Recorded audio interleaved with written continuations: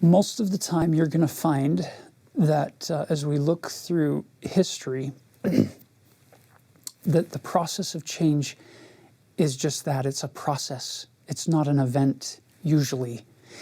In this case, it's a glorious exception. It's an event.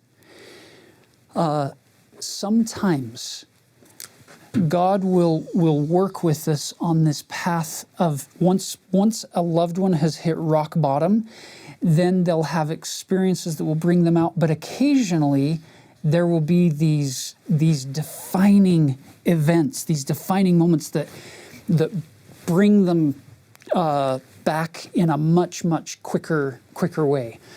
I want to just share an experience like this that my dear friend, my mentor, my former bishop that I served with when we lived in Brigham City, Ron Franson, shared with me on multiple occasions and with different congregations. I love this experience.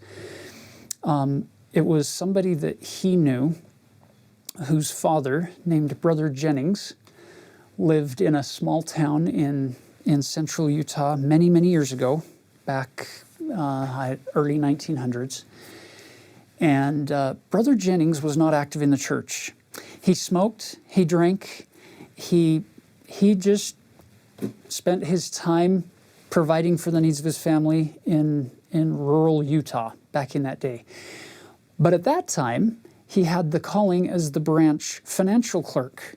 So his son remembers him every Sunday sitting in the front room with the donations of the church laid out in front of him that the bishop had dropped off earlier, and a ledger. He would be keeping track of it with a cup of coffee and a cigarette ashtray smoking right there as he's balancing the records of the church, the finances of the church.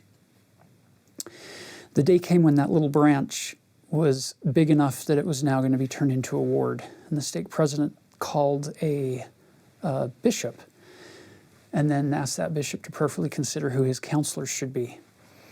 When that bishop came to the stake president and gave two names, one of the names was Brother Jennings. The stake president said, this doesn't work. And the bishop said, I know, but that's the name that keeps coming to mind. So the stake president said, okay, I'll extend the call. Let's see what happens. Now you can picture this moment. I don't know, because you're getting this story now third, fourth hand. I don't know the exact order of the wording, but it went something like this, as Bishop Franson told it. That the stake president informed him that this little branch was going to be turned into a ward. Brother Jennings was excited. He told him who the new bishop was going to be. He said, oh, wonderful, he's a good man. This will be a good blessing for these people. And then the stake president informed him, and Bishop so-and-so has asked that you be his one of his counselors. At which point, Brother Jennings probably chuckled. Oh, President, you don't understand. I can't be his counselor because I smoke, I drink, I don't pay my tithing, and I don't go to church. At which point, a very inspired stake president chuckled back and said, oh no, Brother Jennings, it's you who are mistaken. You see, you used to smoke. You used to drink. You used to not pay your tithing. And you used to not go to church.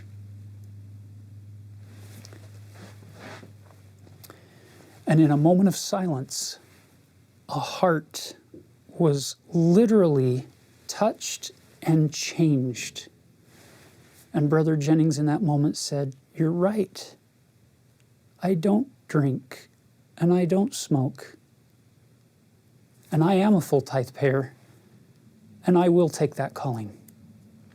And he fulfilled that faithfully and was faithful to the end of his life. It doesn't mean he didn't face temptations. It doesn't mean that he didn't have struggles.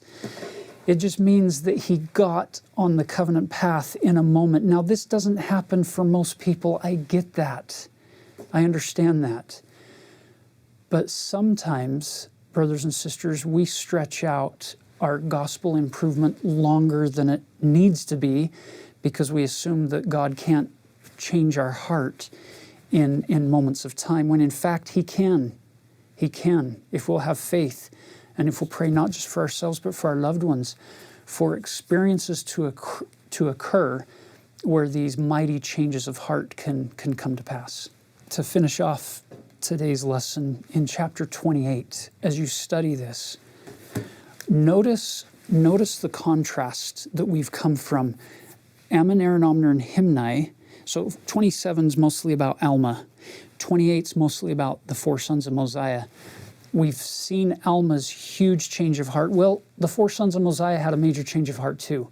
These four young men, or however old they are, they're heirs to the Nephite throne. They could have a life of ease and comfort and power. And they were born into this. But you'll notice the change of heart that they've had, where they are at the point where they can't imagine what it would be like to have anyone endure torment. Look at chapter 28, verse 3.